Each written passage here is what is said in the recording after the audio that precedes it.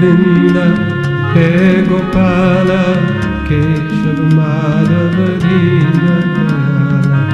He Govinda, He Gopala, Keshava Madhava Dina.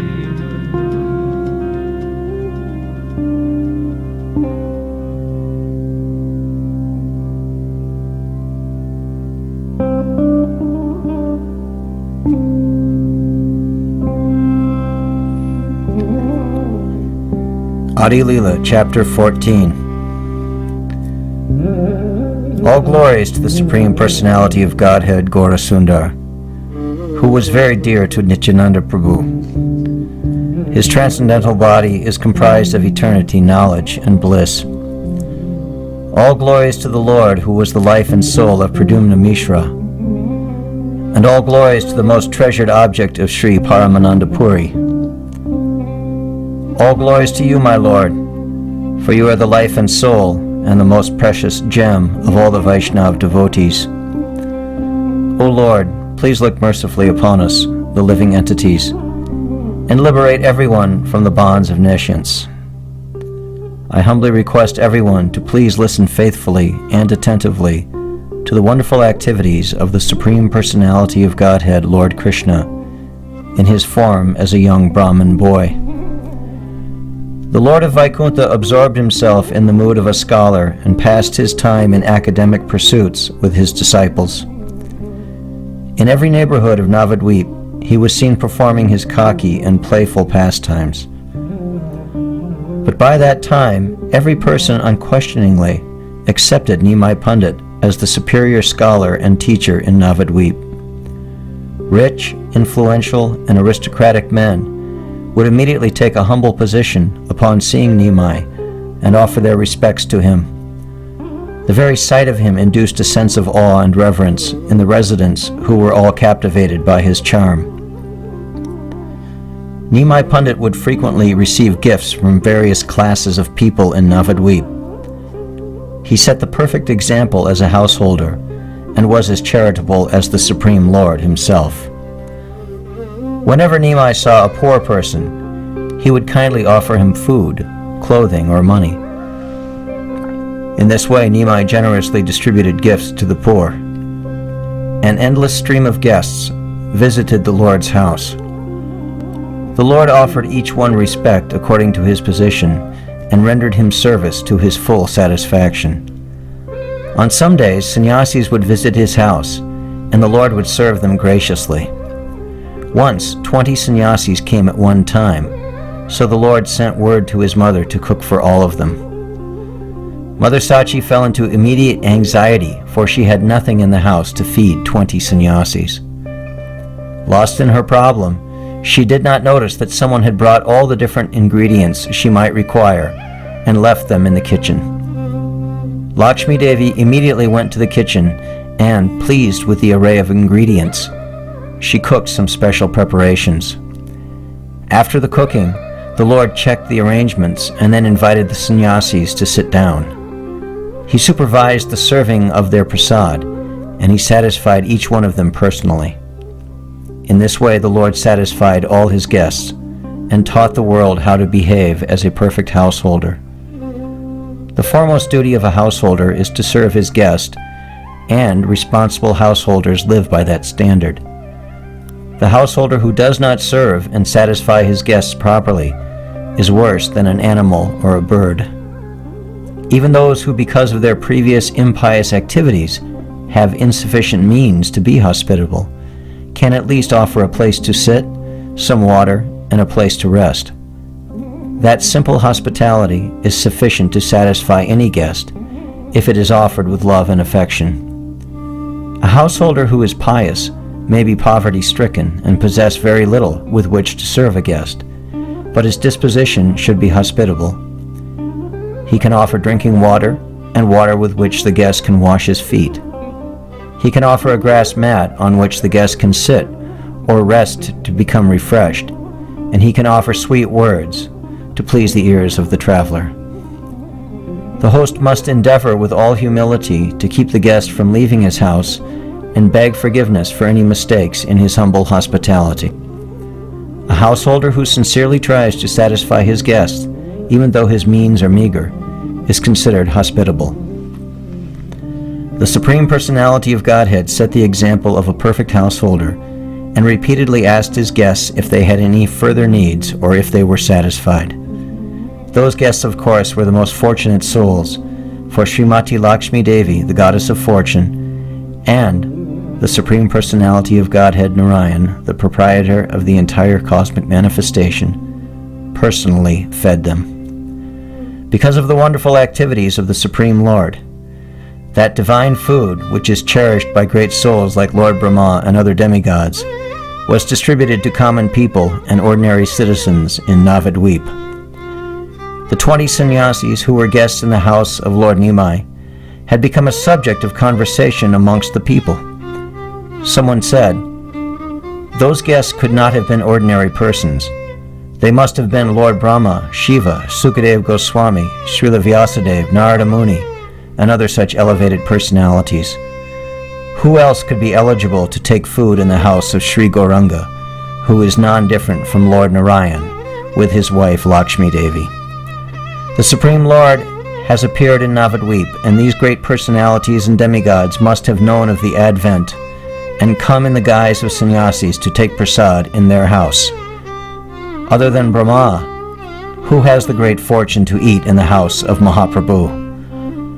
Some others expressed their opinion that the Supreme Lord has appeared to alleviate the sufferings of humanity. Along with the Supreme Lord, other demigods like Lord Brahma have also appeared, for they are the eternal associates of the Supreme Lord. Yet in this incarnation, the Lord has promised that, "I will give the living entities that which is rarely achieved, even by Lord Brahma and others." Therefore, the Supreme Lord distributes prasad generously from his own house, simply to release the wretched and needy living entities from material suffering. Lakshmi Devi worked without any assistance to serve her Lord and Master, yet she was always in a cheerful mood. Seeing the wonderful qualities and pious nature of Lakshmi Devi, Mother Sachi's joy increased by each hour and each day. From early morning, she would work alone at the household chores, setting the example of an ideal wife. In the temple room, she decorated the floor with auspicious designs made from colored paste. She drew the different symbols of the Lord, like the conch shell and chakra. She also arranged for the paraphernalia required for the Lord's worship, like incense, flowers, lamp, water, etc. She worshipped Tulasi Devi and also saw to the needs of Mother Sachi, serving her with great affection. The wonderful attributes of Lakshmi Devi's nature did not go unnoticed by Lord Gaurachandra. Although he never commented on it, he was extremely satisfied with her. Frequently, Lakshmi Devi would sit for long hours massaging the Lord's lotus feet on her lap. At times, when she served her Lord like that, Mother Sachi could see a brilliant effulgence emanating from the feet of Gaurachandra. At other times, the fragrance of lotus flowers would fill the entire house, and although Mother Sachi would search everywhere, she could not find the source of the fragrance. Srimati Lakshmi Devi, the goddess of fortune, and the Supreme Lord Narayan remained incognito, unrecognized by the residents of Navadvip. Without any prior indication, Lord Gauranga one day announced his desire to visit Bangladesh, the eastern part of Bengal. "I'll be gone for a few days," he told his mother. To Lakshmi Devi he instructed, "Please always look after your mother's needs." The Lord gathered a few of his confidential disciples and prepared for his journey. People gathered to see him off, but as the Lord departed, they stood transfixed in their places, simply staring at him. It was difficult for them to take their eyes away from the Lord. The ladies said, "The mother of this young man must be very pious and fortunate.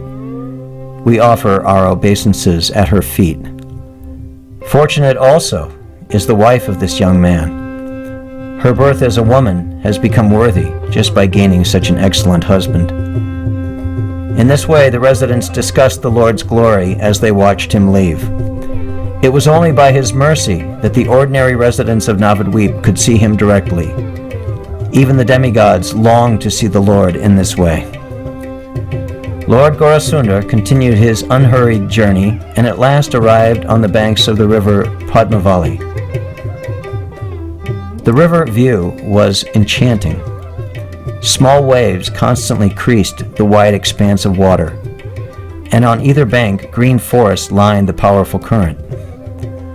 The Lord was refreshed by the sight of the river and joined his friends for a swim in the clear water. Padmavali became fully spiritualized by the touch of the Lord's lotus feet, and her water was thereafter capable of purifying the entire creation. Padmavali was truly a beautiful river, her lapping waves and swift current most pleasing to the mind. The enchanting forests on her banks were equally pleasing, so the Lord stayed there for a few days. It was Padmavali's good fortune that the Lord blessed her, joyfully playing in her water, just as he played in the Ganga in Navadvip. From the moment the Lord entered East Bengal, the land became blessed and remains so, even today. The residents were happy to learn that the Lord had spent a few days on the banks of the Padmavali. News of the Lord's arrival swiftly spread far and wide. Nimai Pandit, the crest jewel of all scholars and the foremost of teachers, has arrived, the residents announced. Pious Brahmins came forward to greet the Lord, each bearing a gift for him. They offered their obeisances to him and humbly submitted. Our great fortune must be immeasurable to have your presence in this country. People of East Bengal make a tremendous endeavor to collect funds and arrange to go to Navadvip to study under the great scholar Nimai Pandit, said one Brahmin. But, by the divine grace of the Supreme Lord, that ocean of knowledge has personally come to our doorstep. You are certainly the incarnation of Brihaspati, for no other teacher can compare with you. On closer scrutiny, however, that comparison is inaccurate. I am convinced that you are an empowered part of the Supreme Personality of Godhead. My heart tells me it is impossible to find such erudition in anyone except the Supreme. We all submit this humble petition to you. It is our greatest wish that you impart knowledge to us. In your absence, we have kept you in our memories, studied your commentaries amongst ourselves, and also taught others. But now you are here in person, so please accept us as your disciples, and let the whole world know of your wonderful pastimes. The Lord smiled at all of them, giving them assurance and hope, and remained in East Bengal for some time, enjoying the land and the people. It is because of this event that the residents of East Bengal are attracted to the holy name and engage in congregational chanting even today.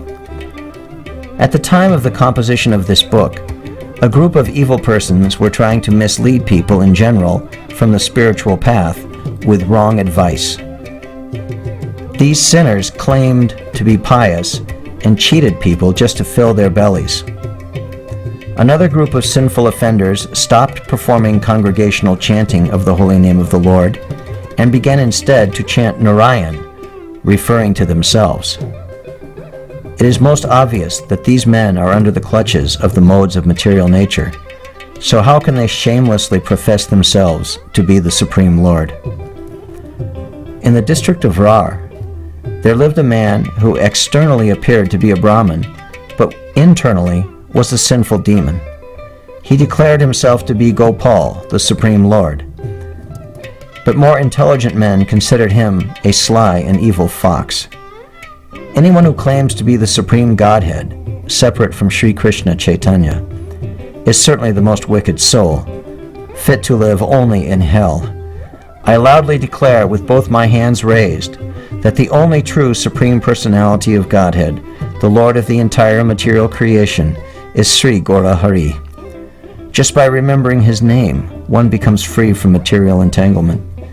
Even by simply remembering his servant, one becomes victorious in every sphere of life. See around you that the whole world is chanting the glories of his name. So discard your misdirected conceptions and serve the lotus feet of the Lord. Lord Gaurachandra, the Lord of Vaikuntha, enjoyed traveling in East Bengal, immersed in the mood of a scholar. On the enchanting banks of the river Padmavali, The Lord roamed through the forest and imparted knowledge to large gatherings of eager students. Hundreds came from everywhere to crowd his lectures. They all had one thought in mind: I want to study from Nimai Pandit.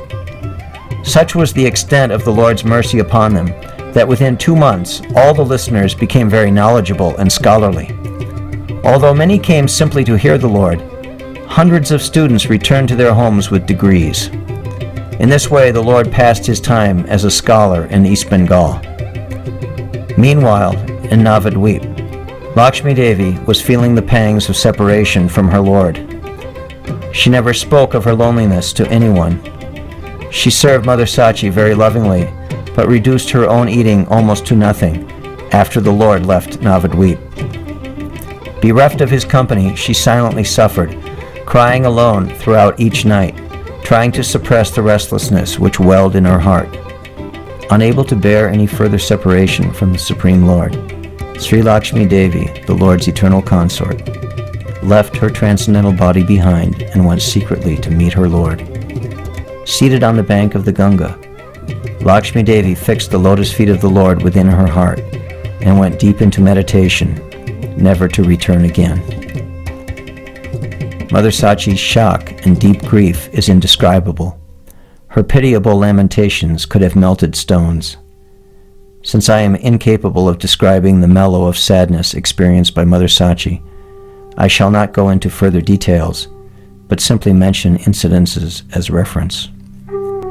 The saintly Vaishnavas were also grief-stricken by the news, and they all came forward to help complete the necessary rituals.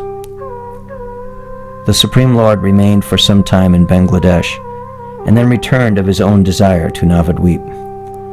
When the residents of East Bengal learned that the Lord would leave, they immediately collected gifts and precious treasures to give him. They presented him gold, silver, drinking vessels, beautiful mats, soft and warm blankets, and a variety of clothes. Each person took what was most precious in his house and joyfully offered it to the Lord. In reciprocation, the Lord blessed each person and accepted his gift. The Supreme Lord Sri Gora Hari personally visited each of the residents, and after taking leave, he started for Navadvip. Many students decided to accompany the Lord to Navadvip, where they could study under him. As the Lord was about to leave, an intelligent Brahmin named Tapan Mishra approached him. Although Tapan Mishra was a pure devotee and was well versed in the conclusions of the Vedas, he could find no one to answer his questions on the perfect spiritual path and the ultimate and absolute worshipable object.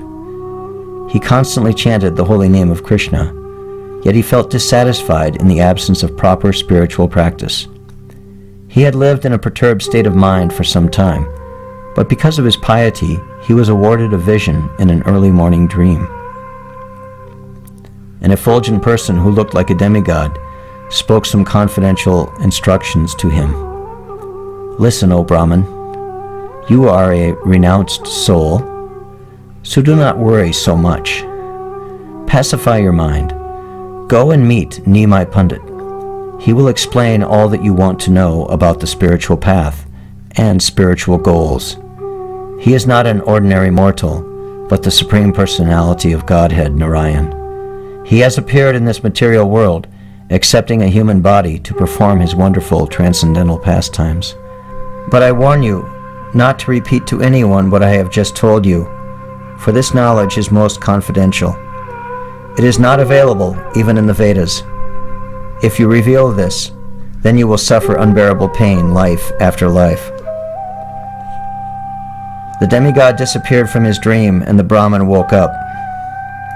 He was thrilled by his wonderful vision and shed tears of joy. Convinced that his fortune had changed, the Brahmin received new life and left immediately to meet the Lord. When he reached the bank of Padmavali, he saw Lord Gaurasundar surrounded by many hundreds of disciples. In the midst of that enchanting scene, he threw himself down at the Lord's lotus feet and then stood up with folded hands. The Brahmin said, I am a fallen and wretched person. Please look upon me mercifully and destroy my bewilderment. I have no knowledge about the perfect spiritual path and the ultimate goal of human life. Be gracious and impart this knowledge to me. My heart does not long for material enjoyment and luxuries. Please tell me, O merciful Lord, what will be the ultimate shelter for my soul? The Lord said, O Brahman, who can describe your good fate? You have a desire to worship the Supreme Lord Krishna, and that is the highest and most perfect path.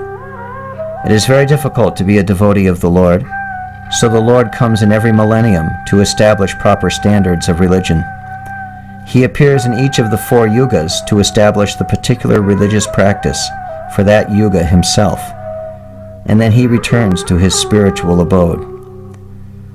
In order to deliver the pious and annihilate the miscreants, as well as to re-establish the principles of religion, I advent millennium after millennium. The Lord appears in every millennium, accepting different incarnations with different complexions like white, red, and yellow.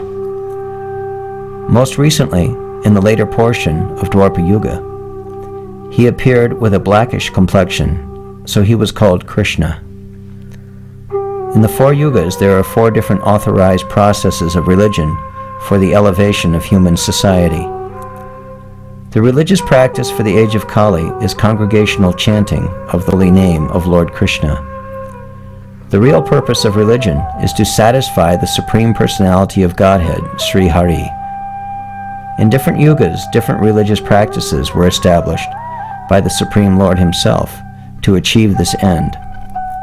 In Kali Yuga, the recommended authorized religious practice is congregational chanting of Krishna's name, and this process includes all the other previous processes. Therefore, in Kali Yuga, chanting the holy name is the essential religious principle, and no other religious practice can help one cross over the material ocean of nescience. Constantly chant the Lord's name in any situation. Even the Vedas fail to sufficiently describe the super excellent qualities of chanting the holy name of the Lord. Listen, my dear Mishra, in Kali Yuga there is no need for severe penances or performance of opulent sacrifices. Whoever worships the Supreme Lord Krishna will be crowned with fortune and success. So go back to your home and worship Lord Krishna with undeviating faith and attention, giving up falsehood and pretensions. By chanting the holy name of Lord Hari, you will simultaneously obtain both the proper spiritual practice and the ultimate goal. In this age of quarrel and hypocrisy, the only means of deliverance is chanting the holy name of the Lord. There is no other way. There is no other way. There is no other way. I am repeating this great chant for deliverance to you. This consists of 16 names of the Supreme Lord with 32 syllables. Hare Krishna, Krishna Krishna, Hare Hare, Hare Rama, Rama Rama, Hare Hare. By constantly chanting and worshipping this Mahamantra, your heart will feel the first blossoming of love of God. Then gradually you will understand the truth about the proper spiritual path and the ultimate spiritual goal. Having received such sublime instructions from the Lord, Tapan Mishra offered repeated obeisances at his lotus feet and then said, O Lord, with your permission, I would like to accompany you. The Lord replied, You should go immediately to Varanasi. There I shall reveal the answers to your request. The Lord then embraced him, and the Brahmin felt his entire body surge with horripilations and spiritual ecstasy. The Lord's embrace filled Sri Mishra with immeasurable happiness. As the Lord prepared to leave, Mishra held his feet tightly and confidently narrated his entire dream. After hearing it, the Lord repeated the same instruction to the Brahmin. You must be very careful not to reveal this to anyone. Then, sensing the auspicious moment had arrived for him to leave, he laughed loudly and proceeded to Navadweep. Thus the Lord purified the entire tract of East Bengal and then returned home. The Lord reached Navadvip in the evening, laden with the gifts he had received. He offered full obeisances at his mother's lotus feet and gave her all the gifts. Then the Lord and his students left to bathe in the Ganges. Although her heart was breaking with pain, Mother Sachi busied herself preparing a meal for her son. Nimai Pandit acted as the instructing spiritual master to all his students. He joined them in offering deep and repeated obeisances to the Ganga, and then sported for some time in the water. When his bath was complete, he returned home, performed his daily religious rituals, and then sat down to eat. The Lord of the Vaikuntha planets, Sri Gaura Hari, ate with great satisfaction and then went to the temple room. One by one, his relatives came forward to greet him after his long absence. They sat around him as he joked and laughed while describing his stay in Bangladesh. Nimai imitated the strange habits of the people of East Bengal, and everyone had a good laugh. None of them mentioned the passing of Lakshmi Devi, knowing that the shock would cause the Lord grief. After some time, the relatives all returned to their homes, and the Lord sat quietly, chewing on the betel pan and reflecting on the humorous conversation. Mother Sachi avoided meeting the Lord. She stayed in her room, affected by the pain of Lakshmi's death. When Nimai found his mother, he saw the marks of deep sorrow which lined her face. In a sweet, comforting voice, he said, "What is the reason for your sorrow, mother? I have returned from my journey in good health, so you should be happy, but I see only sadness on your face. Tell me the truth, mother. What is the reason?" Her son's words simply increased her pain, and she wept silently, unable to speak. "Thanks," said Nimai. "Tell me what has happened to your daughter-in-law." Some relatives stepped forward to speak. "Listen, Nimai Pandit, your mind must have reached the lotus feet of the Lord." The Supreme Lord, Sri Gaura Hari, remained silent, casting his head down as he contemplated the death of his eternal consort and wife, Sri Lakshmi Devi. He allowed the pain of separation to engulf him, and although he was the personification of all Vedic truths, he remained silent. Like any ordinary human being, he displayed the emotions of deep sorrow, but after controlling himself, he spoke. Because of bodily attachment, one is regarded as a husband or son. These illusory relationships are caused by misunderstandings. O mother, why do you feel sad? How can you hope to change that which is ordained by the Lord's desire? No one can check the passage of time, and all relationships in this world are temporary. This is the verdict of the Vedas. The activities of the entire cosmic creation rest in the hands of the Supreme Personality of Godhead. Who but our Lord can bring people together and then separate them? Why should these arrangements of the Supreme Lord make you so unhappy? It is fortunate for the wife if she can leave before the husband. This is proof that she was a very pious woman. The Lord tried to console his mother by these philosophical truths, and everyone felt the veil of sadness dissipate by the soothing words of the Supreme Lord. In this way, the Lord of Vaikuntha, Sri Gaura Hari, performed wonderful pastimes in the mood of a scholar. Sri Krishna Chaitanya and Lord Nityananda Prabhu are my life and soul. I, Vrindavan Das, humbly offer this song at their lotus feet.